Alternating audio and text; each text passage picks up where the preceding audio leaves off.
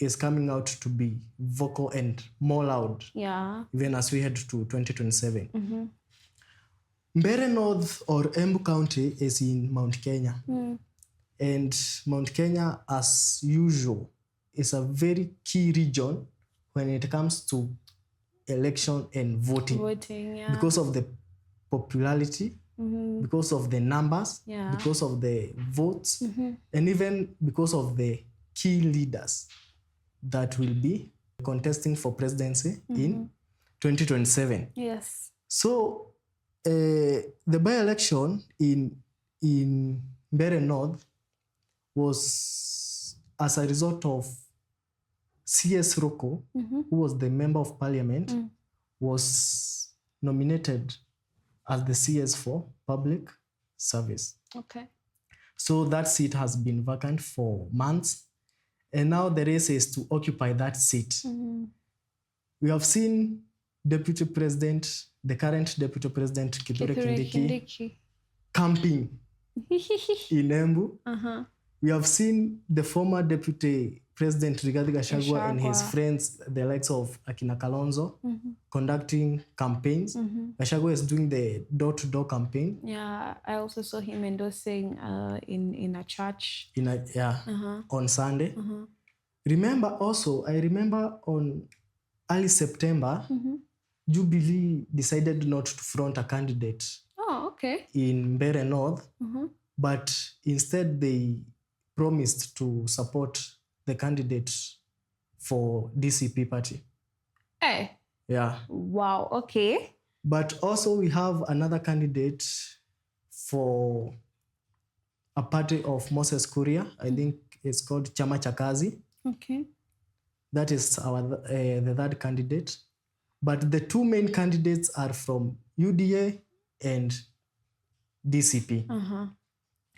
And could the Mbeere North resort for a shadow? And now with the high competition, the two deputies, let me call them the two deputies, are trying to see who has greater or much influence. Remember when President Ruto was vying for presidency, Gachagua mobilized a lot of votes from Mount Kenya. True. Remember also Gachagua is a key mobilizer in Mount Kenya. He has a voice. Yes. Kindiki is the current deputy president. He has some power. He has power actually. Yes.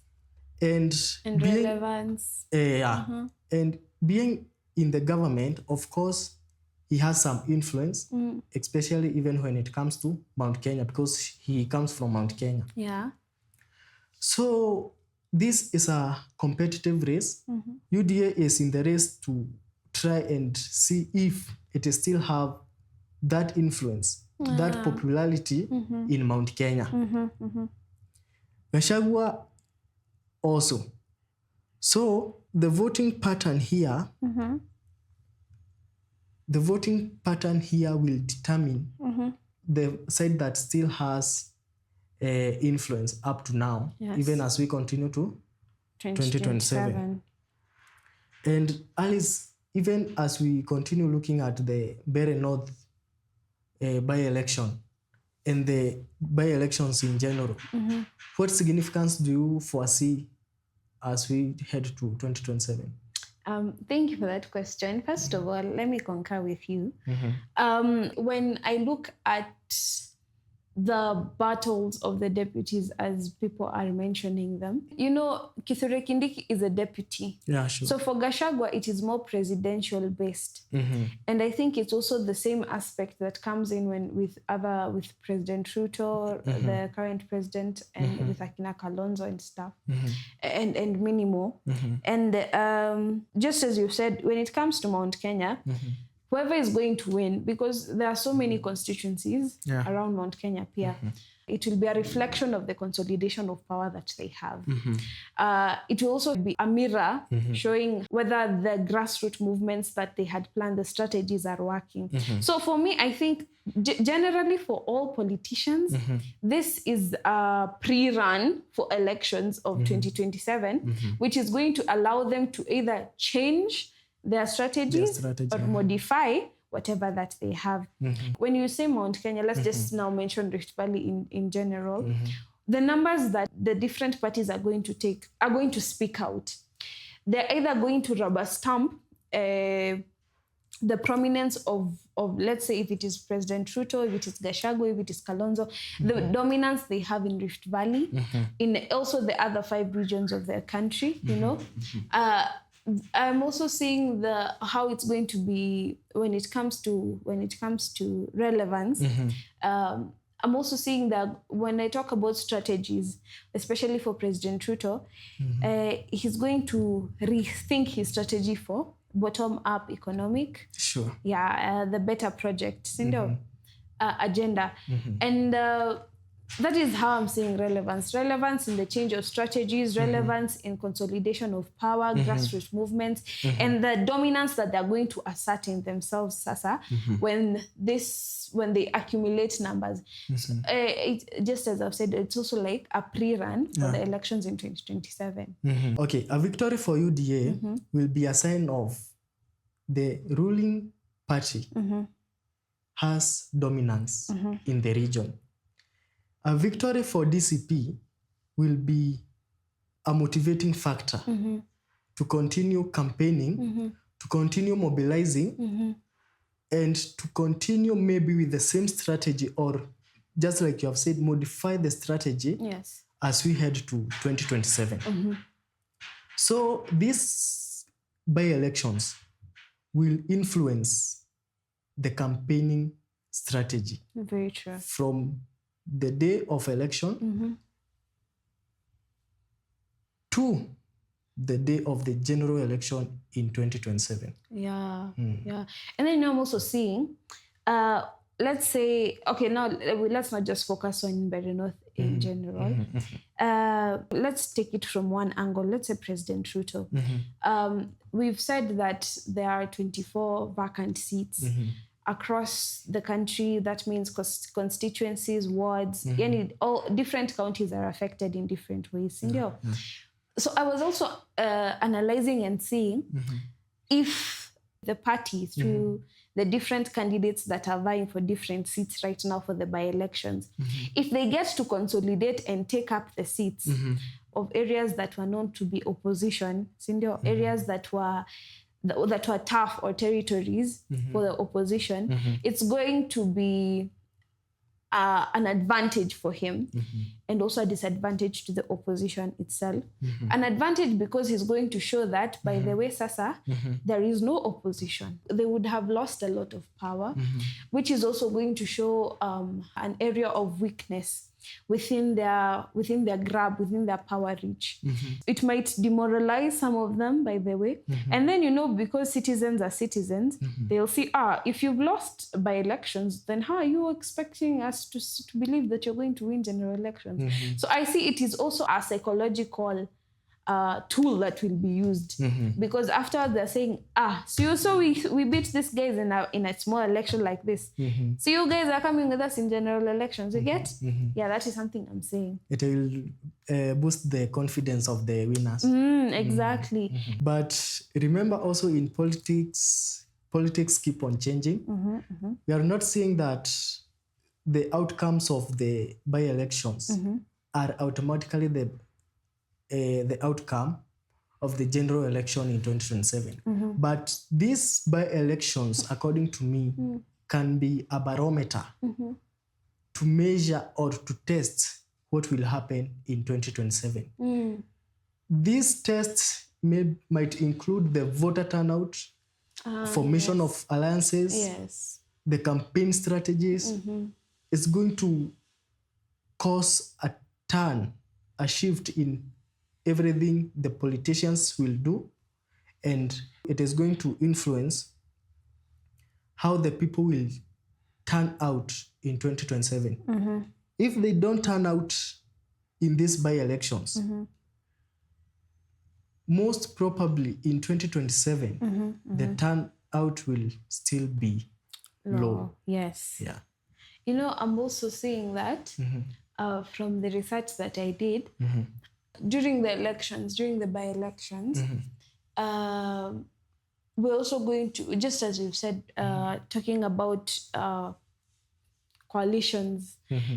I think it's also a test of endurance in unity amongst parties, amongst coalitions. Yeah. Because at the end of the day, number one, if there are different members who are vying, who are from the same party, it's going to cause divisions. Number two, if they do lose, maybe they had a candidate and they lose, of course it will bring up divisions because people are saying, you brought that person and did not want him, but you didn't have a choice. You know how being human is, you know? I'm also saying it will be a test of unity, a test of unity amongst Kenyans themselves. So just as you have said, it is a barometer. A barometer tests, so it is a testing point, you know. And just as when you talk about how elections will be in 2027, at the end of the day, regarding the numbers, any presidential candidate their party would have won, it might end up spiking regarding on how they will approach it, spiking internal wrangles within Kenyans themselves. I'm also saying that Kenyans should sit down right now and listen carefully. It is a test of time, okay? A test to see, number one, have we learned our lesson? Okay, you've come here, you've endorsed him, that is nice. We know you, we see you, we hear you. But the one you're endorsing, the one you're bringing to us, what is he bringing to our tables? Because we have suffered enough. We have gone through enough trouble as it is. We have seen so many deaths. We have cried enough. We've gone through inflation of taxes. We've gone through so many things. I think 2025 and 2024 as well has been just a time of its own. So I believe, in my opinion, citizens should sit down and listen, okay? We should listen more on what they are bringing. You know, them speaking, they're speaking from also their party's perspective. So it is a clear image of what the party itself will bring you. I'm pretty sure a representative of where they are from. Sindio? When I come, if I live amongst Swahilis and I am the tribe that I'm in, and then I live amongst Swahilis in Mombasa for 2 years, I'll come niongeleshe Kiswahili wanavyoongea, sindio? Nikienda maju, I will speak English just as they should. So I think whatever they say, whatever they bring to the table is something that has come from the other end. Yeah. The former Deputy President has accused CS Roko of abandoning government tasks and engaging in politics. Twenda kuira minister cia tiriri. One, ni mahitia gukorwo ari campaign ni. Minister wa thirikari ndagĩrĩirwo gukorwo eka campaign. Of course, he is not a politician. Yeah. According to the constitution, he is not supposed to engage in political activities. Okay. And again, he has accused the UDA people of using money to sway voters. Meant for our women, wale akina mama. Meant for capitation. Ya kuhonga watu ya Mount Kenya tuwarudi kwa president na ile mtu yake aliweka kwa kazi. But remember we said one of the advantages that even President Ruto will have in 2027 is the advantage of the state machinery. Okay. Yeah. He has resources. Yes. You cannot say that stop using public resources. We won't be knowing whether he is using his own money or not. Yeah. So, as much as Gachagua is accusing the UDA people of using money to sway voters in Mbeere North,